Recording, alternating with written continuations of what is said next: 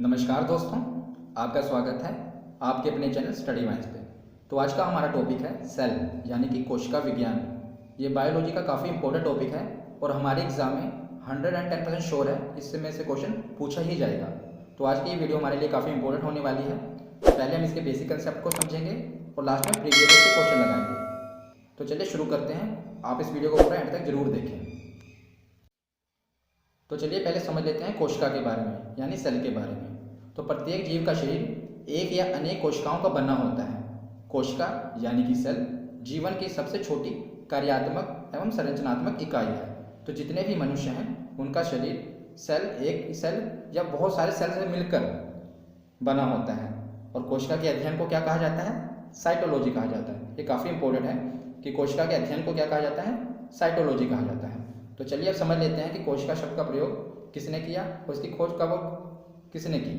तो कोशिका शब्द का प्रयोग सर्वप्रथम अंग्रेज वैज्ञानिक रॉबर्ट हुक ने सन 1665 ईस्वी में किया। पर याद रखने योग्य बात यह है कि इन्होंने मृत कोशिका खोजी थी, पर जीवित कोशिका किसने खोजी थी? तो एंटोन वॉन लीeuwenhoek ने सन 1674 ईस्वी में जीवित कोशिका की खोज की थी और रॉबर्ट हुक ने सबसे पहले 1665 ईस्वी में मृत कोशिका की खोज की थी। तो चलिए अब समझ लेते हैं आगे कुछ कोशिका के मुख्य भाग। तो मैं पहले ही आपको समझा देता हूँ, ये जो कि आगे बहुत कंफ्यूज करते हैं कि कोशिका भित्ति क्या होती है, कोशिका झिल्ली क्या होती है। तो कोशिका पहले समझ लेते हैं, कोशिका भित्ति यानी सेल वॉल। तो ये केवल पादप कोशिकाओं में पाई जाती है यानी पेड़ पौधों में पाई जाती है और यह सेलुलोज का बना होता है। कोशिका भित्ति पादप कोशिकाओं में पाई जाती है और यह सेलुलोज का बना होता है। तो कोशिका झिल्ली केवल जंतु कोशिका में पाई जाती है यानी जीव जंतु कोशिका में पाई जाती है और कोशिका भित्ति पादप कोशिकाओं में पाई जाती है। यही डिफरेंस क्रिएट करती है, बाकी सब सेम होता है इनका स्ट्रक्चर सेल का। तो चलिए अब आगे समझ लेते हैं सेल का स्ट्रक्चर डायग्राम से। सेल का स्ट्रक्चर क्या है पहले ये हम देख लेते हैं। तो ये जंतु कोशिका का सेल का स्ट्रक्चर है, क्योंकि इसमें आप देख रहे होंगे कोशिका झिल्ली है, बाकी सब चीज़ें सेम होती हैं। इसलिए मैंने आपको पहले क्लियर कर दिया कि कोशिका झिल्ली और कोशिका भित्ति इनमें डिफरेंट क्रिएट करती है, बाकी हर चीज़ें सेम होती हैं। तो हम चलिए इसका डायग्राम समझ लेते हैं कि सेल का डायग्राम क्या होता है, इसकी संरचना कैसी होती है। तो आप देख ही रहे हैं ये एक सेल की संरचना है, इसके हम पार्ट्स को डिस्कस कर लेते हैं। तो पहले हम देखते हैं केंद्रक। ये आप देख रहे हैं ये केंद्रक है। दूसरा इसका भाग है गोल्जी बॉडी, जिसे गोल्जी कॉय भी कहते हैं। ये वाला पार्ट आप देख रहे हैं ये गोल्जी बॉडी है। तीसरा इसका मुख्य भाग लाइसोसोम, ये आप देख रहे हैं ये लाइसोसोम है। आगे हम इसे डिस्कस करेंगे डिटेल में। पहले आप इसको एक बेसिक इसका आप जानकारी ले लिए कि सेल के कौन कौन सा भाग कौन है, उसके बाद में इसको पूरा डिस्कस करेंगे। तो ये आप जो देख रहे हैं ये भरा हुआ जो इसके अंदर है सारा, ये कोशिका द्रव्य है। और ये जो बाहर का आवरण है ये वाला पूरा, ये क्या है? कोशिका झिल्ली। ये किस में होती है? जंतु कोशिका में। अभी ये अगर पादप कोशिका होती तो यहाँ पर क्या लिखा होता? कोशिका भित्ति, बस बाकी सब वही होता। उसके बाद देख लेते हैं इसे क्या कहते हैं? राइबोसोम। नेक्स्ट भाग इसका देख लेते हैं, ये क्या है? माइटोकॉन्ड्रिया। तो चलिए अब इसको डिस्कस कर लेते हैं। अगर हम इसका हर एक चीज़ को डिस्कस करना चाहें तो एक एक चैप्टर बन जाएगा, लेकिन हमें सिर्फ अपने एग्जाम के पर्पज से मैं आपको वही टॉपिक कराऊंगा, मतलब उसी भाग को कराऊंगा जिससे हमारे एग्जाम में क्वेश्चन पूछे जाएं। अगर आप इस वीडियो को पूरा एंड तक देख लेंगे तो मैं गारंटी लेता हूँ इससे बाहर कोई क्वेश्चन नहीं आएगा। हमें वैज्ञानिक नहीं बनना, हमें अपना एग्जाम क्लियर करना है। इसलिए हम इसको पूरा डिस्कस नहीं करेंगे, सिर्फ इसके मुख्य भाग को डिस्कस करेंगे जिससे एग्जाम में क्वेश्चन पूछे जाते हैं। तो चलिए इसके डिस्कस कर लेते हैं। पहले हम देखते हैं कोशिका नाभिक यानी सेल न्यूक्लियस। तो यह कोशिका का सबसे प्रमुख अंग होता है और इसकी खोज किसने की थी? रॉबर्ट ब्राउन ने सन 1831 में। आपको रॉबर्ट हुक से और रॉबर्ट ब्राउन से कंफ्यूज नहीं होना। रॉबर्ट हुक ने किसकी खोज की थी? कोशिका की। रॉबर्ट ब्राउन ने किसकी खोज की है? कोशिका नाभिक की। इसका मुख्य कार्य क्या होता है? तो इसका मुख्य कार्य क्या होता है? कोशिका के भीतर सभी कार्यों का संचालन करना। जैसे हमारा हार्ट होता है, सभी हमारे बॉडी के पार्ट्स को संचालित करता है, वैसे ही इसका मुख्य कार्य क्या है? कोशिका के भीतर सभी कार्यों का संचालन करना। और इसमें क्या होता है? गुणसूत्र की उपस्थिति होती है। गुणसूत्र की उपस्थिति होती है। तो गुणसूत्र की खोज किसने की थी? फ्रेडरिक मिशर ने। तो अब मैं आपको कुछ एडिशनल इन्फॉर्मेशन बता देता हूँ कि मानव में कितने जोड़ी गुणसूत्र पाए जाते हैं? तो 23 जोड़ी, और चिंपैंजी में 24 और बंदर में 21। ये कुछ इंपॉर्टेंट है इसलिए मैंने आपको बता दिया। तो चलिए अब आगे देखते हैं। नेक्स्ट पार्ट है अंतःप्रद्रव्य जालिका यानी एंडोप्लाज्मिक रेटिकुलम। ये भी सेल का काफ़ी इंपॉर्टेंट भाग है। तो चलिए देखते हैं, इसकी खोज किसने की? गार्नियर ने सन 1897 में। इस जालिका के कुछ भागों पर किनारे किनारे छोटी छोटी नलिकाएं लगी होती हैं, छोटी छोटी नलिकाएं लगी होती हैं, जिन्हें क्या कहते हैं? राइबोसोम। राइबोसोम कहते हैं। ये जो आप देख रहे हैं डॉट डॉट, ये वाले, ये क्या कहलाते हैं? राइबोसोम। छोटी छोटी नलिकाएं होती हैं जो राइबोसोम कहलाती हैं। और इसका मुख्य कार्य क्या होता है? वसाओं और प्रोटीन का संचरण करना। तो मैं आपको बता दूं, जो राइबोसोम होता है इसका मुख्य क्या कार्य होता है? इसका कार्य होता है प्रोटीन का निर्माण करना। तो ये सेल में जो राइबोसोम है ये प्रोटीन का निर्माण करते हैं और उसका आगे संचरण करते हैं, इसलिए इसे प्रोटीन की फैक्ट्री भी कहा जाता है, क्योंकि ये प्रोटीन का निर्माण करते हैं। तो चलिए अगले भाग को समझ लेते हैं। माइटोकॉन्ड्रिया काफ़ी इंपॉर्टेंट भाग है ये भी सेल का। तो इसकी खोज किसने की? अल्टमैन ने। कब की? सन 1886 ईस्वी में की थी। याद रखने योग्य बात यह है कि इसकी खोज तो 1886 ईस्वी में अल्टमैन ने की, पर इसका नाम माइटोकॉन्ड्रिया किसने दिया? बेंडा नामक वैज्ञानिक ने इसका नाम माइटोकॉन्ड्रिया दिया। काफ़ी इंपॉर्टेंट बात है, इसकी खोज अल्टमैन ने की पर इसका नाम माइटोकॉन्ड्रिया बेंडा नामक वैज्ञानिक ने दिया। तो इसका मुख्य कार्य क्या है माइटोकॉन्ड्रिया का? इसका मुख्य कार्य कोशिका के भीतर श्वसन और एटीपी का निर्माण करना है। तो कोशिका के भीतर रेस्पिरेटरी सिस्टम यानी श्वसन और एटीपी का निर्माण करना है। एटीपी की फुल फॉर्म क्या होती है? Adenosine triphosphate. तो माइटोकॉन्ड्रिया को कोशिका का शक्ति केंद्र, यानी काफ़ी इंपॉर्टेंट बात है, इसे आप नोट कर लिए कि माइटोकॉन्ड्रिया को कोशिका का शक्ति केंद्र या पावर हाउस ऑफ सेल भी कहा जाता है। तो इसके अंदर आपको एडिशनल कुछ बातें बता देता हूँ कि जो माइटोकॉन्ड्रिया होते हैं इसमें डीएनए की संरचना भी पाई जाती है, डीएनए की संरचना भी पाई जाती है और इसके अंदर राइबोसोम इसके अंदर भी होते हैं। तो चलिए नेक्स्ट पार्ट देख लेते हैं। गोल्जी कॉइल यानी गोल्जी बॉडी। तो इसकी खोज किसने की? कैमिलो गोल्जी, जो कि इटली के वैज्ञानिक थे। आजकल एग्जाम में वैज्ञानिकों के वो भी पूछ लिया जाता है कि वो कहाँ के थे, इसलिए मैं आपको साथ साथ ये भी कवर करा देता हूँ कि कौन सा वैज्ञानिक कहाँ का था। तो गोल्जी, कैमिलो गोल्जी, ये इटली नामक वैज्ञानिक थे। तो गोल्जी कॉइल का क्या कार्य है? प्रोटीन का स्राव करना। तो मैं आपको बताता हूँ राइबोसोम का क्या कार्य था? प्रोटीन का निर्माण करना।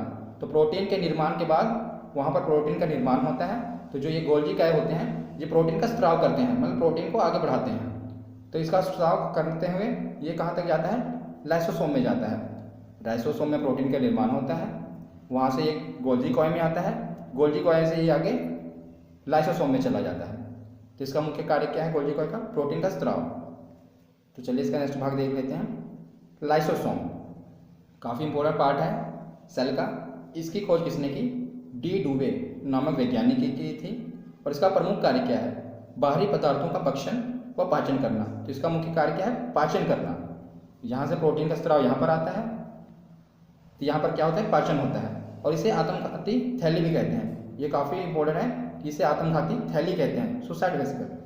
तो क्यों कहा जाता है आत्मघाती थैली? तो चलिए मैं आपको ये भी बताता हूँ कि इसे आत्मघाती थैली क्यों कहा जाता है। जैसा कि मैंने आपको बताया कि यहाँ से प्रोटीन का स्राव यहाँ पर होता है और इसका मुख्य कार्य क्या होता है? पाचन करना। तो इसमें ये आप देखिए रहेंगे ये काफ़ी पाचक एंजाइम पाए जाते हैं, इनमें काफ़ी पाचक एंजाइम पाए जाते हैं। तो ये क्या करते हैं? ये सभी अपशिष्ट पदार्थों का भी पाचन करते हैं। तो जब इसमें कुछ अपशिष्ट पदार्थों की थैलियाँ होती हैं ये ब्लास्ट कर जाती हैं। ब्लास्ट करने के बाद जब पाचक एंजाइम इन्हें भी पाचन कर लेते हैं तो फैल जाते हैं, जिसके कारण इसे आत्मघाती थैली भी कहा जाता है। तो चलिए आगे समझते हैं।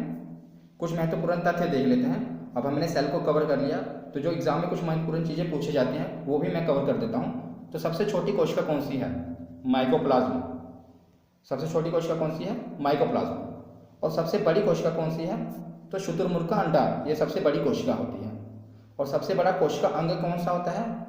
तो लवक, जिसे प्लास्टिड्स कहते हैं, ये सबसे बड़ा कोशिका अंग होता है। अब इसमें कंफ्यूज ना होना है, ये सबसे छोटी, ये सबसे बड़ी कोशिका है और ये सबसे बड़ा कोशिका अंग यानी कोशिका का अंग है। ये कोशिका है, ये सबसे बड़ा कोशिका का अंग है। तो सबसे बड़ा कोशिका अंग कौन सा है? लवक यानी प्लास्टिड्स। सबसे छोटा कोशिका का अंग कौन सा है? राइबोसोम। तो आशा करता हूँ आपको समझ आया होगा। तो चलिए अब इसके प्रीवियस ईयर के क्वेश्चन लगा लेते हैं, देखते हैं हमें कितना याद हुआ। आप देख ही रहे हो ये रेलवे में पूछा गया क्वेश्चन है। तो गोल्जी कॉइल का प्रमुख कार्य क्या है? मैंने आपको बताया कि गोल्जी कॉइल का प्रमुख कार्य क्या था? राइबोसोम से प्रोटीन का निर्माण होता है, गोल्जी कॉइल से क्या होता है? प्रोटीन का आगे स्राव होता है। तो ये एग्जाम में पूछा गया क्वेश्चन है, लिखा हुआ स्त्रावी। तो गोल्जी का प्रमुख कार्य क्या है? प्रोटीन का स्त्राव। नेक्स्ट क्वेश्चन देखते हैं, सेल नाम किस वैज्ञानिक ने सर्वप्रथम दिया था? तो सेल नाम यानी कोशिका का नाम सर्वप्रथम किसने दिया था? रॉबर्ट हुक ने। इन्होंने मृत कोशिका की और जीवित कोशिका की खोज किसने की थी? एंटोन मोलिनोव ने। तो सबसे सर्वप्रथम पूछा गया तो आंसर कौन सा होगा? Robert Hooke. नेक्स्ट क्वेश्चन देखते हैं, कोशिका का ऊर्जा ग्रह यानी पावर हाउस किसको कहा जाता है? तो कोशिका का पावर हाउस किसे कहा जाता है? माइटोकॉन्ड्रिया को। क्यों? क्योंकि ये श्वसन और एटीपी का निर्माण करते हैं, इसलिए इसे कोशिका का पावर हाउस कहा जाता है। क्योंकि अगर रेस्पिरेटरी सिस्टम यानी श्वसन ही नहीं होगा तो सेल जीवित कैसे रहेगा? तो इसीलिए इसे कोशिका का पावर हाउस कहा जाता है।